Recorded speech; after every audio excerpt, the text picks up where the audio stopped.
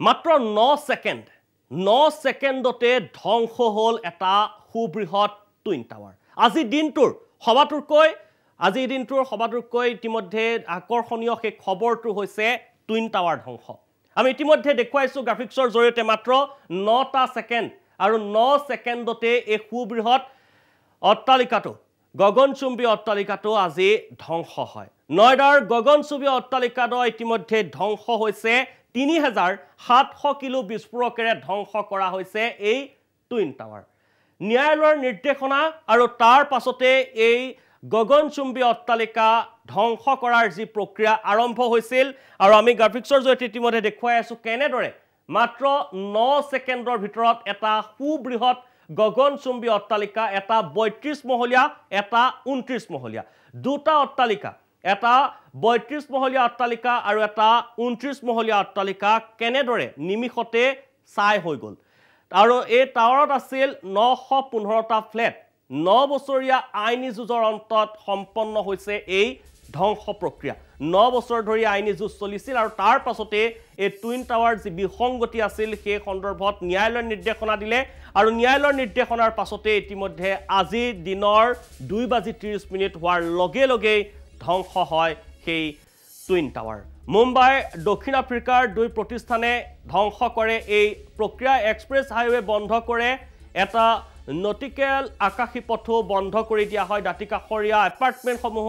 ঢাকি ৰখা হয় কাপোৰৰ তৰপেৰে ঢাকি ৰখা হয় আৰু সমান্তৰালকৈ সেই বিস্ফোৰণ যেতিয়া সংঘটিত কৰিছিল তাৰ পূৰ্বে সাজু কৰি ৰাখিছিল এম্বুলেন্স অগ্নি নিৰ্বাপক বাহিনী এন্টি ফকিং মেচিন সাজু কৰি ৰখা হৈছিল আৰু সেই সময়ছোৱাত কৰ্তন কৰা হৈছিল গেছ আৰু বিদ্যুতৰ সংযোগ সেই স্থানত কৰ্তন কৰা হৈছিল আৰু তাৰ পূৰ্বে সেই স্থানৰ যিসকল বাসিন্দা আছিল তাৰ দাঁতিকাষৰীয়া যিসমূহ বাসিন্দা আছিল তেওঁলোকক ইতিমধ্যে সেই স্থানৰ পৰা সুৰক্ষিত স্থানলৈ লৈ যোৱা হৈছিল আৰু এই প্ৰক্ৰিয়া আৰম্ভ হোৱাৰ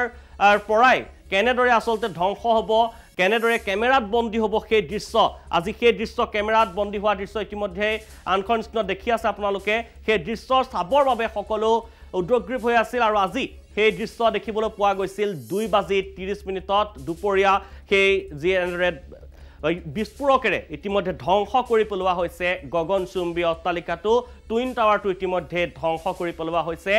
32 মহলীয়া আৰু এটা 29 মহলীয়া এই অট্টালিকাটো ধ্বংস কৰাৰ পাছতে যি ধৰণৰ প্ৰক্ৰিয়া ইতিমধ্যে 9 বছৰীয়া আমি উল্লেখ কৰিছোঁ যে 9 বছৰীয়া যি আইনী যুঁজ আছিল যেহেতু বিসংগতি আছিল দুইটা টাৱাৰৰ মাজৰ যি দূৰত্ব সেই দূৰত্বক লৈ বিসংগতি আছিল আৰু বহু কেতবোৰ বিসংগতি আছিল সেই সমূহ বিসংগতি দূৰীকৰণৰ বাবে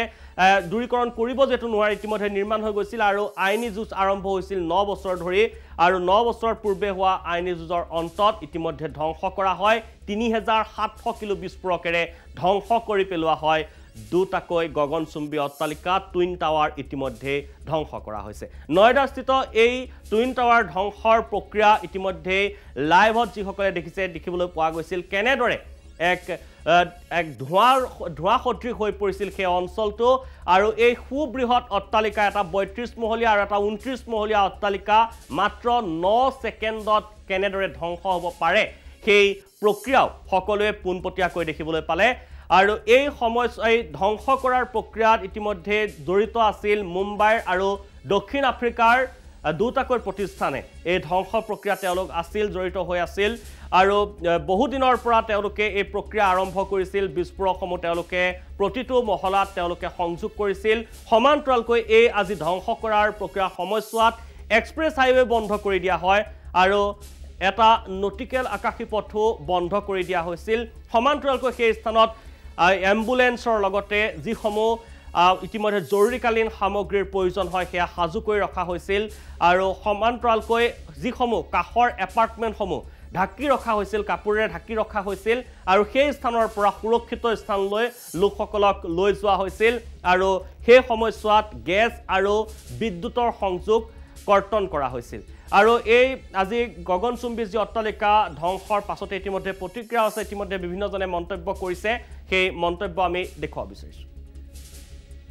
देख रहा हूँ तो बिल्डिंग नीचे से दूंगा था। अच्छा कितनी दूरी पर थे वहाँ से आप? Just 70 metre away from there. अच्छा 70 मीटर की दूरी पर सर सबको 250 मीटर दूर रखा गया मतलब बड़ी हिम्मत चाहिए थी 70 मीटर दूर रहने के लिए? नहीं we are very often we are used to it. अच्छा सर एक बार नाम बता दीजिए। हाँ भाई चेतन दत्ता। अच्छा अच्छा, आप ही पे सबसे बड़ी जिम्मेदारी थी शायद। अच्छा, जिम्मेदारी को पूरा किया। डेमोलिशन रहा कैसा रहा, क्या आपके तरीके सर, से कितनी देखा देर लगी जाए तो वैसे? सक्सेसफुल रहा? 100% सक्सेसफुल। 100%। कितनी देर लगी सर? जैसे कह रहे थे 9 से 12 मिनट लगे। The same time 9 as a second में बिल्डिंग पूरी क्रैश कर गई। अच्छा, 9 सेकंड में। मतलब अब लग रहा है कि जो सोचा था वो कर पाए। बिल्कुल बिल्कुल, जो हमारी प्रेडिक्शन थी 100% सक्सेसफुल हुई है और 100% पास हुई है। अच्छा, जैसे कहते हैं ना कि एक पूरी टीम का वर्क होता है, तो पूरी टीम बधाई की पात्र है कि कर दिखाया? सर बिल्कुल पूरी टीम बधाई की पात्र है। और जब ब्लास्ट होने के बाद हम पांचों अंदर गए और हम लोगों ने बिल्डिंग को अच्छी तरह इंस्पेक्ट किया, उसके जस्ट 5 मिनट बाद हम लोग रो रहे थे। और सर कितने लोग थे, कितने इन्वॉल्व थे आपने, कितने लोग sir my family is waiting for me. कितने लोग मैडम टोटल 10 लड़के मेरी टीम में थे जी। और 7 फॉरेन एक्सपर्ट्स थे हमारे और 20 से 25 की एडिफिस इंजीनियरिंग की टीम थी। আৰু এই ধ্বংসৰ প্ৰক্ৰিয়াত